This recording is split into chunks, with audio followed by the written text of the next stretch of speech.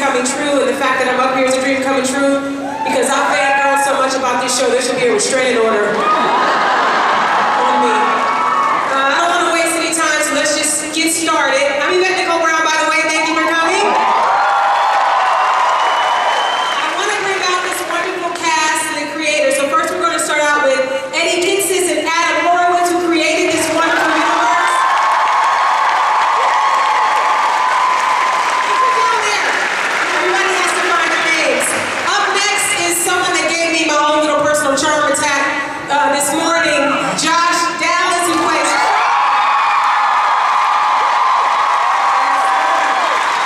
Up next is the fabulous and beautiful Emma Swan, Jennifer Morris.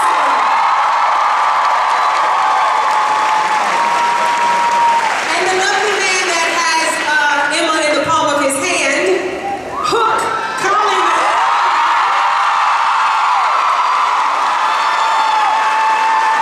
And then we have the heart of Storybrooke, Jared as Gilmore, who plays Henry. We have the gorgeous and vivacious evil queen, Regina.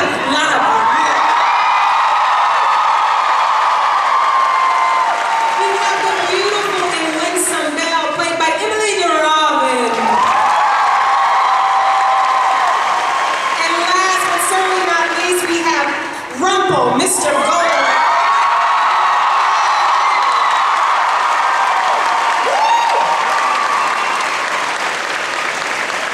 You guys, it has been an amazing season in Storybrooke and the Enchanted Forest. I just don't even know where to start except to say, there's a big question that I got on Twitter, and I want to give this to Eddie and Adam. What is the difference between true love and soulmates? Is there a difference? What is the difference? I'm not, well, I would say this. I would say that in our version of true love is when you truly love somebody, and soulmate is the idea that there's only one person for you, and I think on our show we've learned that happy endings aren't what they expect, and so even though you love somebody, if that doesn't work out, it's okay to love again. And I think both true love and with soulmates, they are things that are in flux. You can work and you can find them, and there is always hope for finding what you think is your true love or your soulmate. I know that you can't find them on Twitter. There's been a lot this season about Belle and Rumple. And there was a bit of deception in that finale. Robert, I want you to explain yourself. There's a dagger that is not a dagger, that is a dagger that you gave to Belle, and it wasn't the real dagger. It's very confusing. And then you asked her to marry you, and there's stuff that happened, so I need you to explain yourself like this. Do the ends justify the means? Well, I certainly hope so. I think that the story's got a long way to play. I think this dagger may come back again, and get lost again, come back again, get lost again. It's very difficult. Rumpelstiltskin, he's such a complex kind of guy, complex character. He's an addict. And he's addicted to power, he's addicted to magic, and it's very, very difficult, as anybody knows. It's been involved in any kind of addiction in their life, very, very difficult to shake that, to break that, and that's what this guy is. Can he truly love, since he's addicted to power? That's a really good question, that one. When we wrote it, he absolutely loved her. You know, he absolutely loved Belle. Everything he said to her was genuine. Those vows were genuine, but that doesn't mean he doesn't have his weaknesses. There's a dark side to him always that he's at war with, but the love is real. Yeah, I think so. I think he does love her. I don't think there's any doubt he loves Belle dearly. But it's whether he can maintain that or not. That's the question. Yeah, that's gonna be hard. Belle, do you think that you're Rumple's conscience? Do you think you're the one that keeps him from going completely to the dark side? I do to a degree. I think that she's the calm in his life and the reasoning person in the relationship. And I by no means can completely control, well, anyone. I don't think anyone can in life, but I think she does her best, you know, and gives him the benefit of the doubt whenever she can. Maybe a little too trusting with this whole dagger situation. Right, so I mean, What do you think? I'm not giving out any spoilers, but what do you think her reaction is going to be when she finds out what he did? Because it was very dirty, what he did. It's not very nice at all. I think she's going to be quite devastated, but once again, I think that we're going to try and turn it into, maybe you turn it into a different situation to validate yourself that you're trying to protect me, and then I believe that maybe. Belle just wants a project. I have a question for Jared. From the beginning, you have been, to me, the heart of the show, the most endearing character. Yes, that's a clap break if I've ever heard. But I want to say this, young Jared, you were chilling as Pam. Chilling. And I want to know what that was like for you to go and play the whole other side of, well, you weren't yourself, but another side, another character. Yeah, you know, it was amazing playing Pan for a change, because Henry's such a nice person. He wants to make everyone happy. He wants to help as much as he can. Where Pan, he's the bad guy. He wanted to cast the curse and enslave everyone in Storybrooke pretty much, and he was willing to do anything to do that, even killed Felix, his right-hand man. So it's a lot different than playing me. Yeah. Eddie and Adam, I remember you said once that Neverland was not the easiest land to clear. So what is the process like usually for you guys when you say, I want to go to this land or I want to show this character? Is the process easy usually to clear, or is it something that where someone said yes quicker than you expected? It varies. You know, with Neverland, it was something we wanted a part of the show from the start. And we were very lucky that our partners at ABC were able to make that happen for us by the time we got to the second season. But it's, you know, kind of a case-by-case basis. So what is the writer's room like? If you come up with an idea that's like, I want to do it, well, how do you guys figure it out? That, you know, we are up here, but there is a team of writers. Many have been with us since the beginning. And so what we thought is it might be fun if you see, like, hey, what made you decide, you know, how do you come up with the villains? How do you come up with the stories? And what we do is every year we do what we call mini camp. So we thought this year we had a documentary crew take a look at that process. So why don't you guys take a look? I would like to say a big thanks to our dear friend and our mentor, Carlton Hughes. If it were not for Carlton, this show, and Adam and I would never be up here. Thank you for Carlton for everything and doing that. And also, our writers, some of them are here today. Ooh, would you guys stand up, guys. Let's see you. So everyone go up to the mat.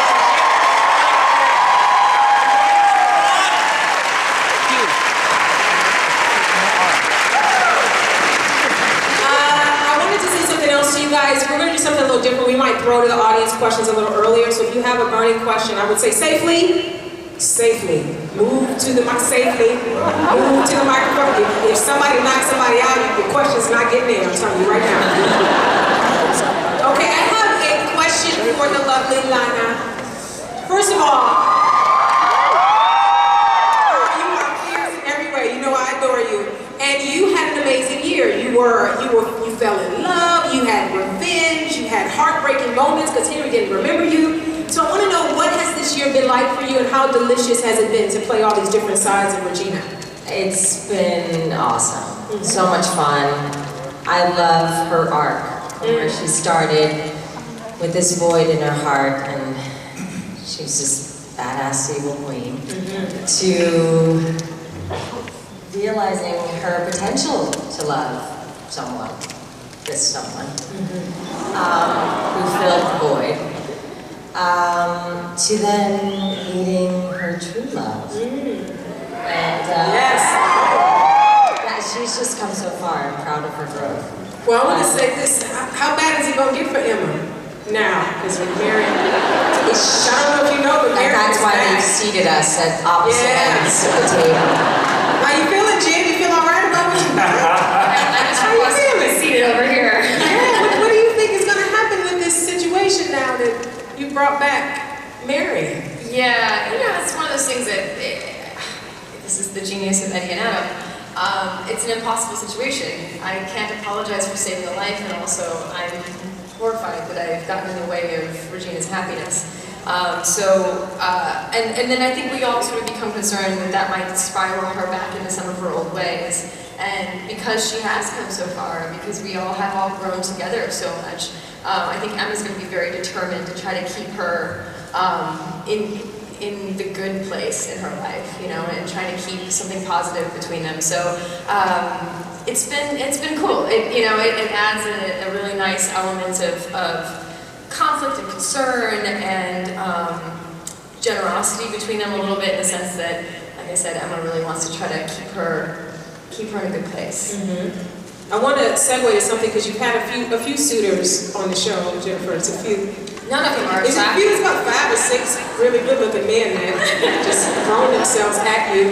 Best job ever. I want to know, who do you think her soulmate is? Because we had Graham, we had Neal, we had Hook now. It's like, what is it?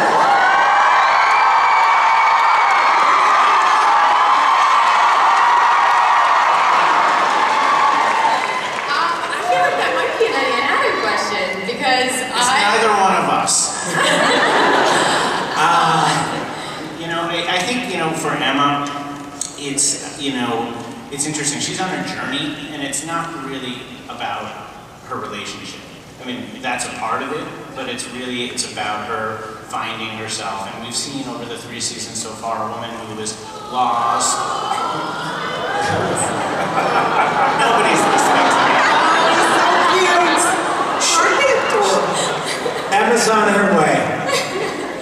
We'll just see we'll see what happens. Since we're talking about the cutie to your left, it's your left, right, left. Colin.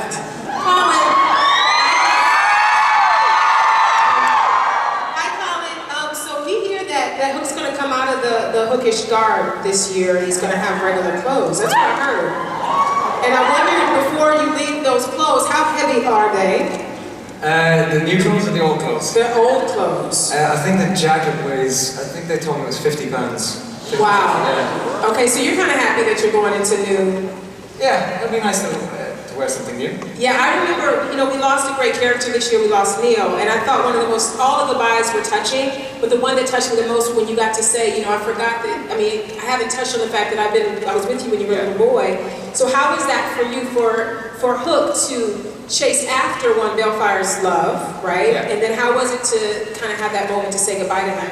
It was great. It was kind of, because Mikey and I are great friends as well, so it was kind of a touching scene to do, you know what I mean? And it's a big thing for Hook to suddenly realise that, he would have given up everything for Bellefire. Mm-hmm. If he'd said that he wanted to stay on Jolly Roger, and he would have looked after him, and his whole life would have been a completely different thing. But I think in that moment he realised that there were more important things than sort of chase or people having fighting and stuff like that. And it was just about his pure love for Bellefire, I guess. Agreed. Josh, I'm sorry, we're trying to do a panel. You're sorry about that. Distracted. I know you're busy. You got stuff happening. But I was like, while you're on your phone, can I ask the question I have? Yeah, go ahead. I'd like to ask you a question, Josh. Please. Okay, for everyone I hear that once it's been an amazing experience, but for you, it's been a life-changing experience, career-wise, and also because, you found your love, your true love. So how is Ginny doing? How is the little prince? How's all that?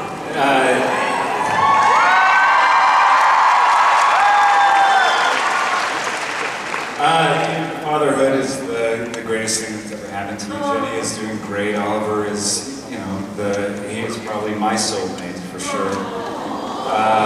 So they're doing great. I got a text from her. She's trying to Skype. She's saying, do you think we could Skype at Comic-Cons? Or, no, wait. Can we Skype? Can we put her on the screen?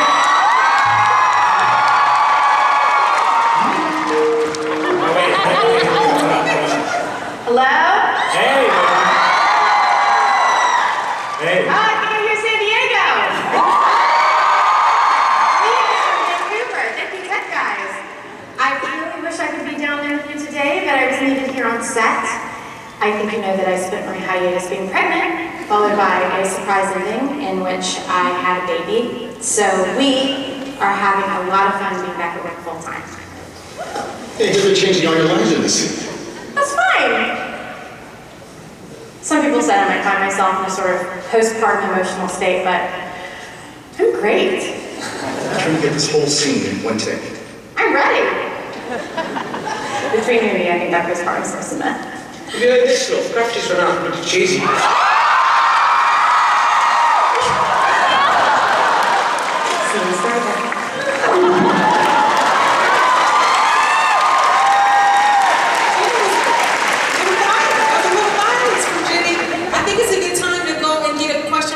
Who's ready?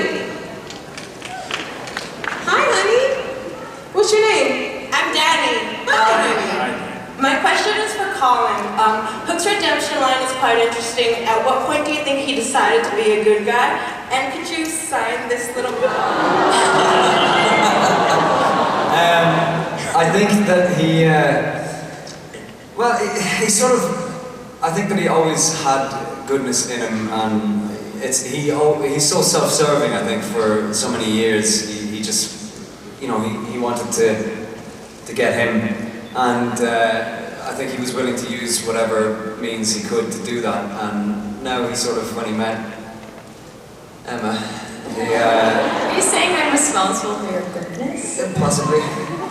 He realised then that he could find love again, I think, and that was sort of when he sort of had a bit of a change, I think. Thank you. Let's get another. Oh, look at the little princess. Hi, honey. Hi. Oh, you're the evil queen. What's happening back there? I have a question for Regina.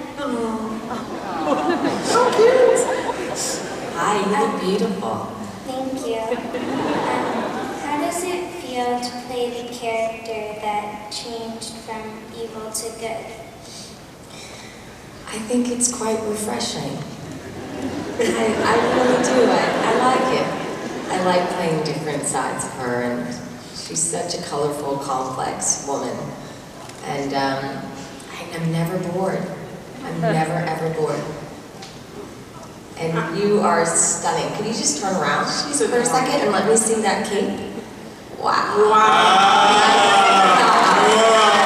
Nice job. Thank you for your question. Hi, little mama. What's your question? Are you ever gonna make Flynn Rider a main character? Would you like to see that? Is that a question or a request? I don't know, what does the audience think? Would you like to see Flynn? Maybe we'll throw it in the laboratory and see what happens. See what the pizza guy says. We have another question. I remember you guys. You guys come to the piano. It's a workout in person. Let's go. What you got? My question is for Robert. I was just wondering, as an actor, how do you approach going through a scene that features your son's death? Oh dear. Listen, just to see you two look absolutely fantastic. Well done.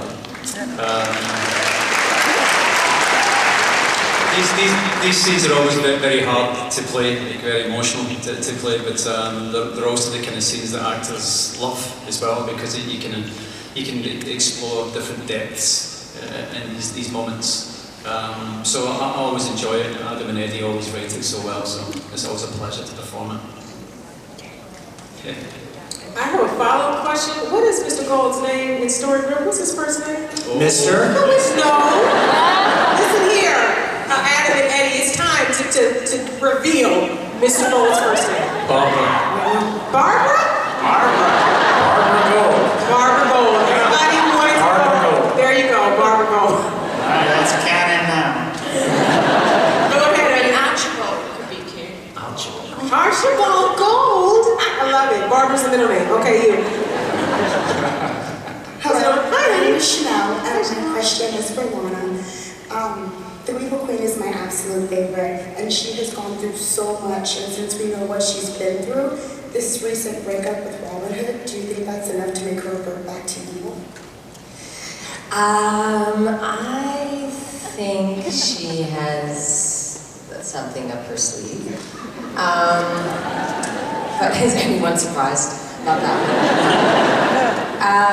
I think she's a bit conflicted. I think she's enjoyed being good, light, and she's enjoyed discovering this light magic that she possesses. However, old habits die hard. Yes. And Yes, they do. wait and see what happens. I mean, there was one good sign, which was when Marion showed up, the grannies didn't explode, which in the old days, it would have immediately incinerated. So she's made progress. Right. I have a question about musical talent on this panel. I heard that everyone is very musical. Am I correct? Everyone can hold a tune. Writers excluded. Yeah, writers excluded or included. I want to know when the musical episode is going to happen. I need it to happen. I have not asked for anything other than put me on the show, let me play Ursula and be Goldilocks. Does everybody know if that was the voice of Ursula on that episode? You guys know? That was me! The problem with doing a musical is that we don't know how. Well, we're willing to learn, but I wouldn't say anything. We just need more time and money. Me and Josh will write it. Yeah. We'll do it. Yeah, I heard that Josh and Colin had a band. Colin, enemies had a band. Are you still in your band? I'm in a different band now. So You still play guitar? I still play guitar. Do you sing? A little bit. All right, we're just saying. We're trying to make it happen. Eddie and Adam, I heard you have a sneak peek of something for us. Oh yeah, so we thought it might be fun to show you guys something from the premiere.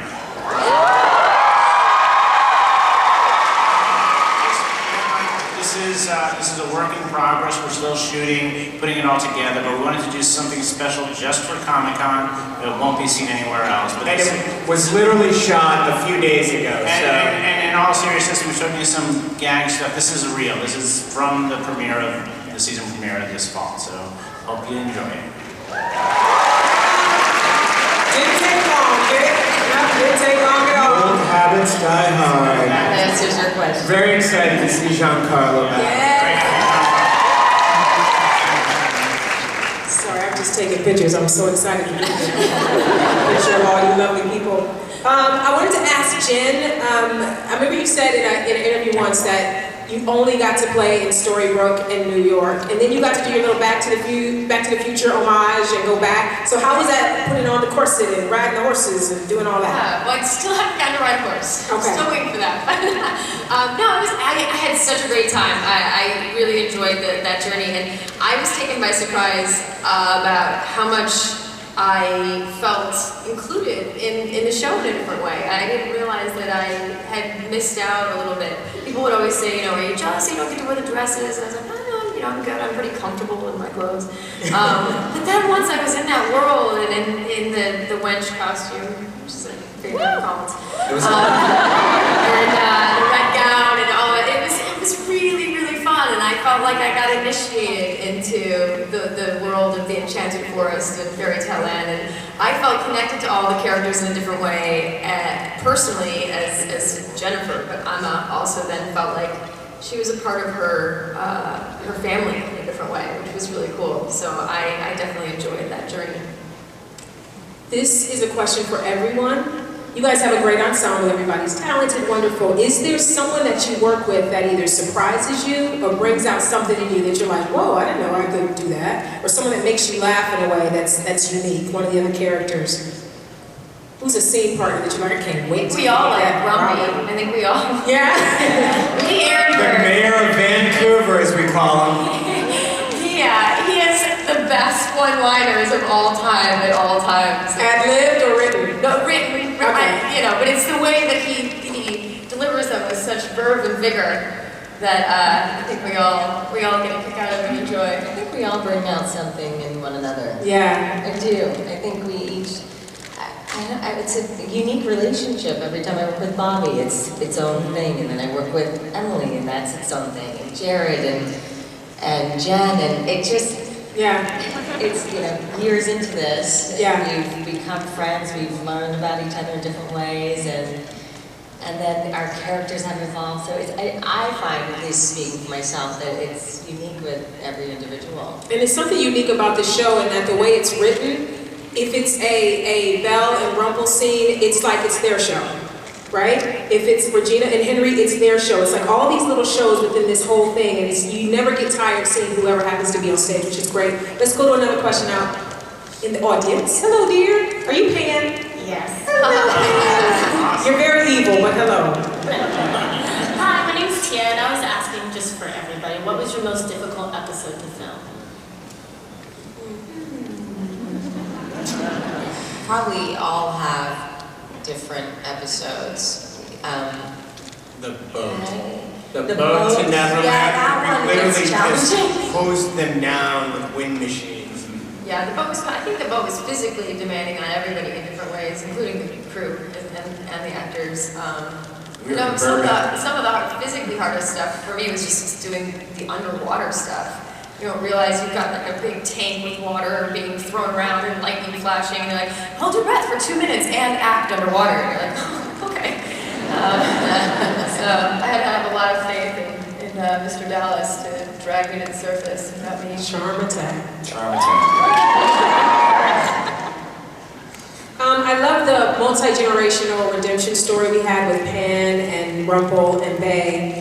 And I know also in the Once universe that people don't stay dead for long. So I'm just wondering and hoping, as I think the audience is, will we see more of Neal in either storybook or...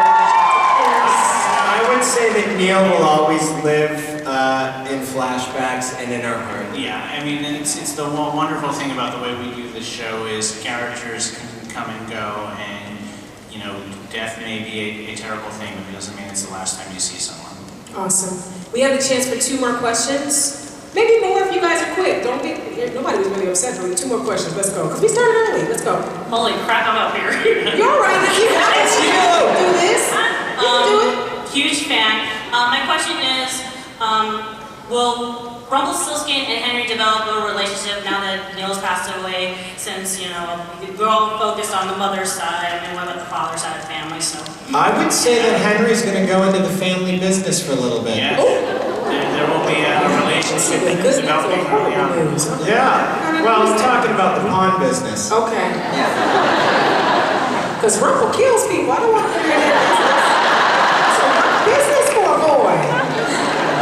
That is true when you put it like that. I meant more like doing inventory in the back, maybe a little snooping out.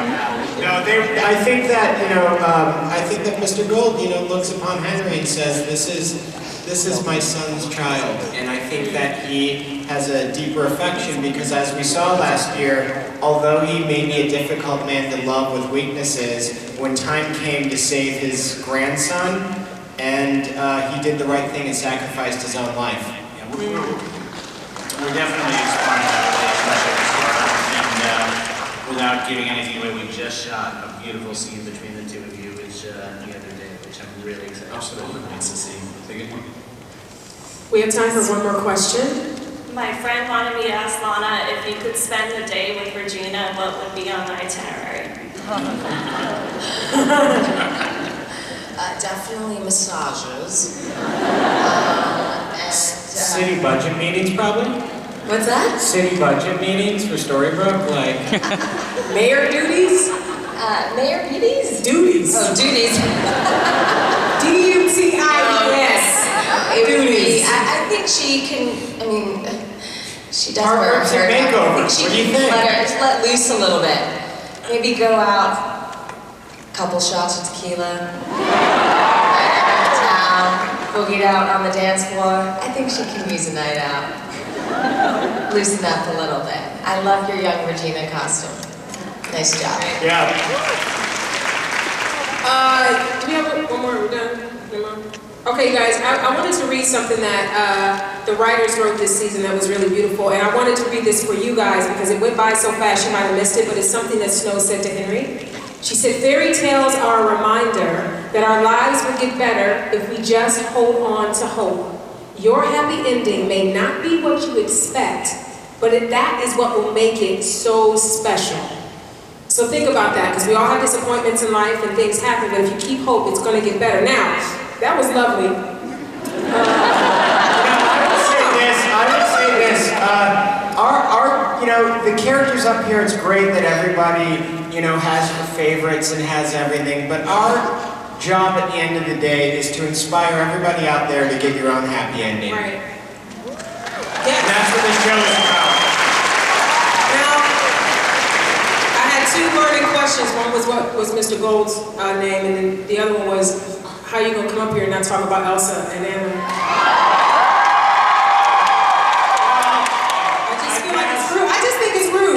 That's what I feel. It is insulting that we would come here and not show you anything.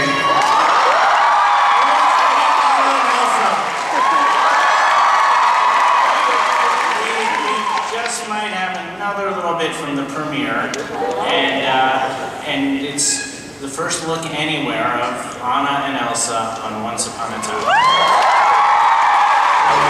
Where are the people that ask questions? Where are you? If you ask a question, can you come down front for me? Where are they?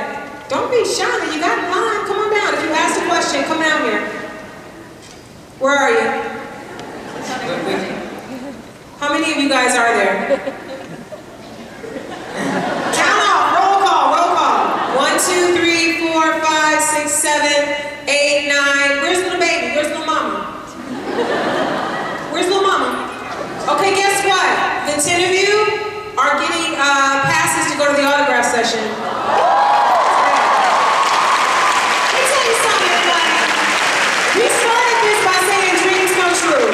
You never know what's going to happen at a Once Upon a Time panel, so you guys are getting badges. There's only 100 people allowed in for autographs, and you are going to be 10 of the 100 that are going to get in. So where do they go? They go to this side to get them? Can you guys come on this side and get your little badges? And I have just a couple more questions because we have a little time. We have like 3 minutes and we're going to use it all. Are we ever going to see more about the missing year, or is that done? Never say never. Never say never. And will there ever be a big bag that doesn't have magic to use against the main cast? Somebody really loves that Cruella de Vil, so they want to know if there's going to be a big bag where her weapon isn't a bad attitude, only a bad attitude. That's a distinct possibility. Cruella de Vil would be interesting. Yeah. Wouldn't that be great? And I'd like to thank Josh for laughing at all my jokes. It's very funny.